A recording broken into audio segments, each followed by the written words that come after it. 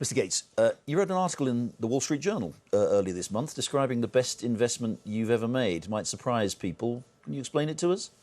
Yeah, our foundation put over $10 billion over the last 20 years into some health delivery organizations, in particular one that buys vaccines for the poorest countries, Gavi, and one that buys drugs for HIV and malaria.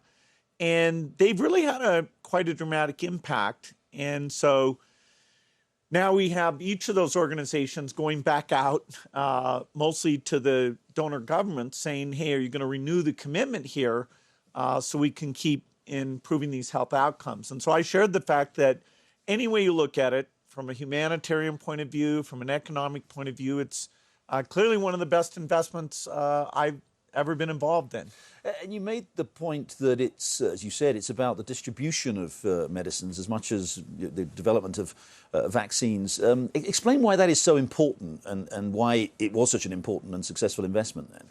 Well, what we saw in the year 2000 when our foundation got going was that although there was a need to invent new tools like HIV vaccine, TB vaccine, there were actually a couple of vaccines that could have a huge impact, but they weren't getting to the poorest. There was a diarrheal vaccine and a pneumonia vaccine.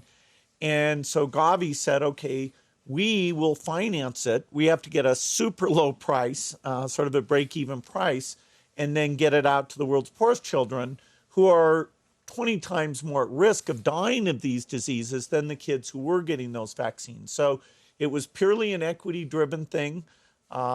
We had to learn as we went about how to do delivery, how to make sure we had the right connection with the private sector. So it's been interesting over the 20 years that we've gotten smarter and smarter.